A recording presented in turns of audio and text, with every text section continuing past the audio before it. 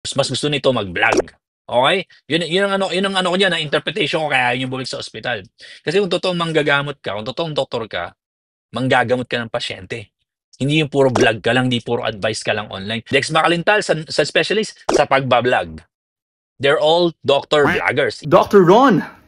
Ako po si Dex Macalintal at hindi po ako vlogger lang. Ako po ay nanggagamot ng mga totoong pasyente. Ako po ay graduate ng BS Nutrition sa University of the Philippines, Los Baños since 2012 at ako po ay nagpa-practice ng nutrition at ako po ay mayroong lisensya ng pagiging registered nutritionist dietitian at ginagamit ko po ang nutrisyon sa panggagamot ng mga pasyente. Ako po ay gumraduate mula sa De La Salle Health Sciences Institute noong 2017 at nakapagpasa ng board examination thereafter. At magmula noon, ako po ay nanggagamot ng mga pasyente bago po ako maging vlogger.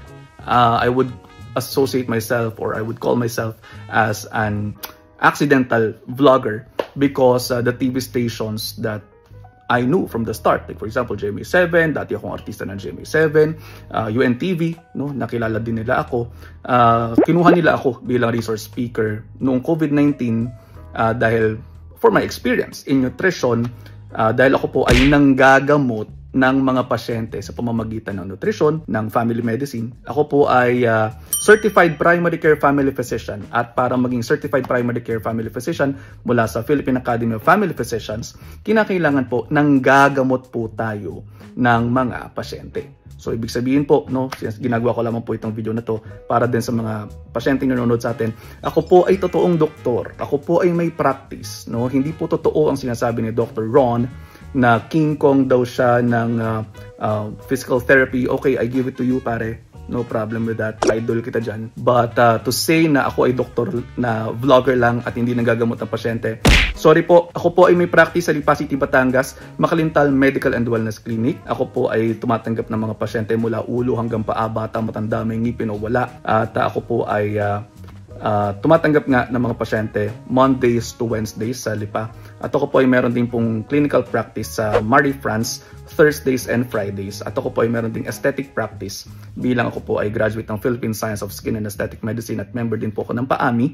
At nag-aral din po ako ng stem cell at nag-aaral din po ako ng cellular nutrition. At patuloy po ang pag-aaral natin bilang International Board Certified Lifestyle Medicine Physician at iba pang mga accolades mula po sa World Obesity Federation and down the line. Ako po ay nanggagamot ng pasyente. Ulitin ko lang po, ako po ay nanggagamot ng mga pasyente at hindi po ako vlogger lang.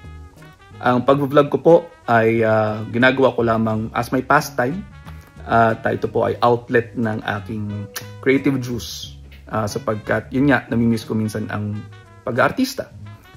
Namimiss kong gumanap sa pelikula. At ako po ay nakakamiss din ng pagganap sa teatro. Kaya naman po, pabubulaanan ko lang po, Dr. Ron. Ako po si Dr. Dex Macalintal. At ako po ay pinabubulaanan ko po ang inyong sinabi na ako ay isang doktor na vlogger lamang. Ako po ay doktor na nanggagamot ng mga pasyente ng mga totoong pasyente. Yun lamang po. Ingat.